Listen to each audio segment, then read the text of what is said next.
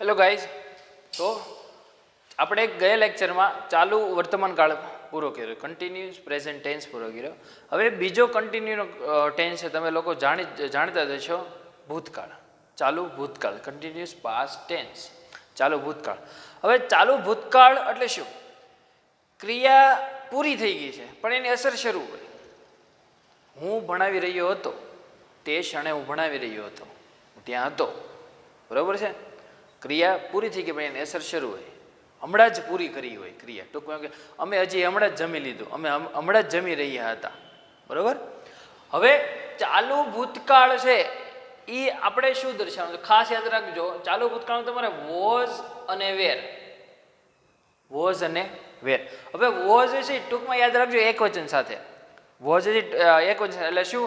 આઈ છે, આઈ, હી, ઇઝ, કોઈ પણ એક વ્યક્તિનું નામ, ઈટ, એની સાથે વોઝ આવશે. અને વેર છે હંમેશા યાદ રાખજો ખાસ બહુવચન સાથે આવશે. વેર છે એ બહુવચન સાથે છે આવશે. હવે યાદ રાખજો, વોઝ વેર પછી કેવું રૂપ મૂકવાનું છે આપણે? ક્રિયાપદનું આઈએનજી વાળું રૂપ. ત્રણે કાળમાં આઈએનજી વાળું રૂપ આવશે. ફરી વાર કહું છું, વોઝ વેર પછી આઈએનજી વાળું રૂપ છે એનું ક્રિયાપદનું. ટીચિંગ, બરોબર છે. સેન્ટેન્સ જોઈએ સૌથી પહેલા આપણે એને કાળદર્શક શબ્દો જોઈએ. કાળદર્શક શબ્દો અમુક જ છે. શું છે? ધેન, ત્યારે અમે ત્યાં જઈ રહ્યા હતા, ચાલુ ભૂતકાળ. ધેન એટલે ત્યારે. એટ ધેટ ટાઈમ, આ સમયે હું ભણાવી રહ્યો હતો. At that time. At that moment, આ ક્ષણે અમે ત્યાં પહોંચી રહ્યા હતા, બરાબર. એટ ધેટ મુમેન્ટ વગેરે. હવે આપણે પોઝિટિવ સેન્ટેન્સ જોઈએ ને. પોઝિટિવ સેન્ટેન્સ શું છે? તો I was teaching English at that time. જો આઈ કરતા પછી વોઝ છે, પછી ક્રિયાપદનું આઈએનજી વાળું રૂપ છે, પછી કર્મ છે ઇંગ્લિશ, પછી એટ ધેટ ટાઈમ શબ્દો. ફરીવાર બોલું છું, I was teaching English at that time. હું તે સમયે ઇંગ્લિશ ભણાવી રહ્યો હતો. આનું ગુજરાતી થશે, હું તે સમયે ઇંગ્લિશ ભણાવી રહ્યો હતો. ભૂતકાળ છે એટલે. પછી બહુવચન જોઈ, we were teaching English at that time. We were teaching English at that time. We બહુવચન એટલે વેર આવી ગયું છે અહીંયા, બરોબર છે.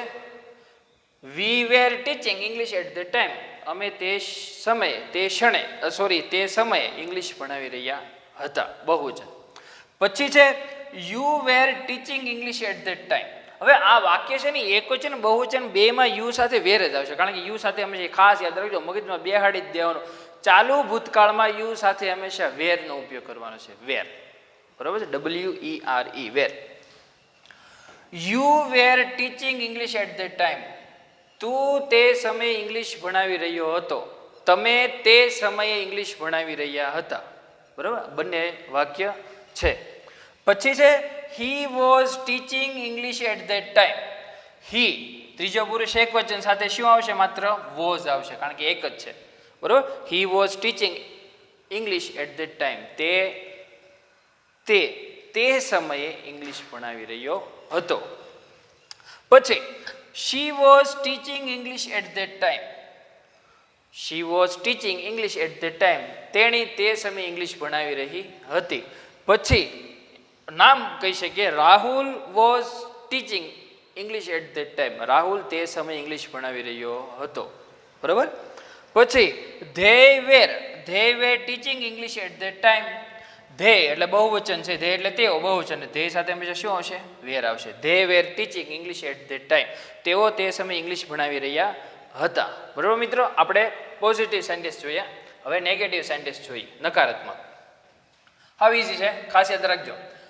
I was not teaching English at that time. હું તે સમયે ઇંગ્લિશ ભણાવી રહ્યો ન હતો. હું તે સમયે ઇંગ્લિશ ભણાવી રહ્યો ન હતો, બરાબર. નકાર છે. I was not એટલે was were, એટલે ટૂંકમાં એમ કહી શકીએ was were પછી શું આવશે? નોટ આવશે, અને પછી આઈએનજી વાળું રૂપ આવશે, બરોબર છે. નોટ આવશે અને પછી આઈએનજી વાળું રૂપ આવશે ક્રિયાપદનું. વોઝ વેર પછી નોટ આવશે. હવે શું છે? આઈ વોઝ નોટ એટલે વોઝ પછી નોટ આવી ગયું છે. I was not teaching English at the time. તે સમયે હું ઇંગ્લિશ ભણાવી રહ્યો ન હતો. પછી we were not teaching English at that time, તે સમયે અમે ઇંગ્લિશ ભણાવી રહ્યા ન હતા. પછી you were not teaching English at that time, તમે અથવા તું તે સમયે ઇંગ્લિશ ભણાવી રહ્યો ન હતો અથવા રહ્યા ન હતા.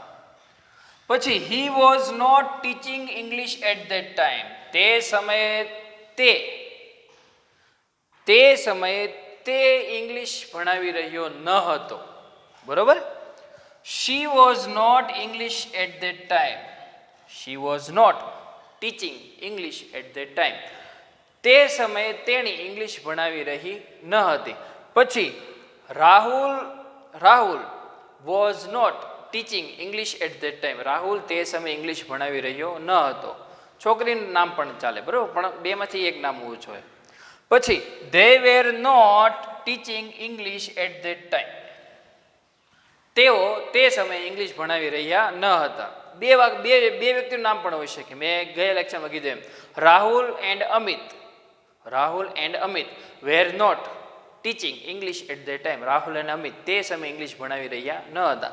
પોઝિટિવમાં પણ બને, Rahul and Amit were teaching English at that time, Rahul Amit તે સમયે ઇંગ્લિશ ભણાવી રહ્યા હતા. બરાબર મિત્રો. હવે આપણે જોઈએ છેલ્લું ઇન્ટરોગેટિવ, પ્રશ્નાર્થ વાક્ય કેમ બને ચાલુ ભૂતકાળનું.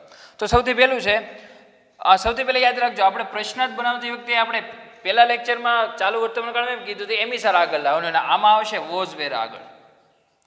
બરાબર, વોઝ વેર ક્યાં આવશે? આગળ આવશે. ને ચાલુ વર્તમાનકાળમાં એમિઝાર આગળ આવશે. બરાબર, અને ચાલુ ભૂતકાળમાં વોઝ વેર આગળ આવશે.